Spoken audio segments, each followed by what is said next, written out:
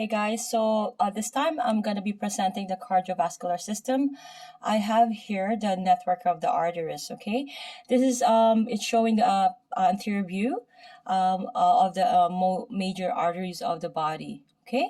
So I'm going to be going through all of these one by one. It's really important that we do know where all these arteries are located and which they're innervating, or which are they, sorry, not innervating, they're which they are doing the exchange. They're going through from the major aorta, is going to bifurcate into another smaller branches, and then usually the arteries carry blood away from the heart. Okay, we're gonna start from there. Okay, and then the artery moves away from the heart, right? And then it bifurcates, like I said, and then it divides into smaller branches, and then the arterioles is the smallest branches, and then it divides into millions of the microscopic vessels called the capillaries, right? And usually this is where the exchange usually happens, at the capillaries. Okay, so the walls of the capillary serves as a nutrient and waste exchange, usually here between the body's tissue, and usually the blood, right? So that's what it, from the heart, right? If you can see the art of aorta, right? It goes up and it bifurcates, and it has that left common carotid, and then from here, right, the right common carotid is coming from the brachiocephalic trunk. We have to be familiar with all the terms, right, where all the arteries are located, because keep in mind, arteries doesn't have bulb, just like the veins. I'm going to be presenting the veins later on. So especially, let's say the SCM, right? I'm very careful that for a therapist to treat clients, especially manual therapists, they need to know all the arteries are located here. This is very crucial area where the SCM, right? So SCM, we need to make sure that we're not harming clients. We're there to do therapy on them, so we need to be familiar with all these arteries, right? The right external carotid here, like I mentioned, is coming from the left common carotid, right? And then the right common carotid, it's going to bifurcate to the right internal carotid, and here is going to have another branch out here, which is the right vertebral, right? And it has that circles of Willis, right? I did a video with regards to that, so I'm just doing an overview.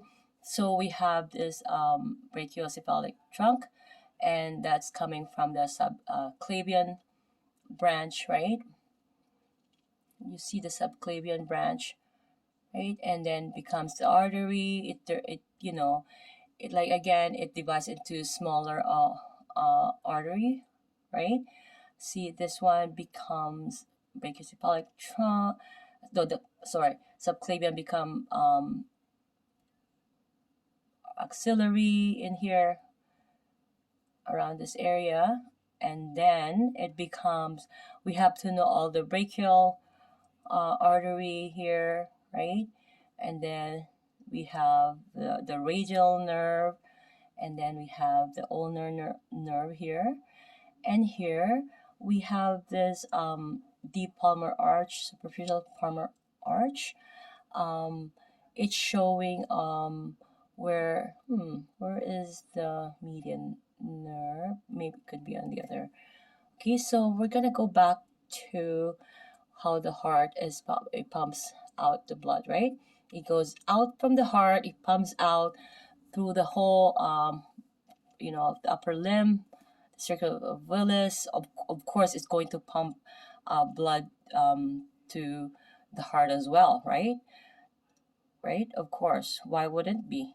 It needs some nutrients, and also, so it's gonna go back, pump blood in there, and it's gonna go pump blood. It's gonna do all that exchange as well, right?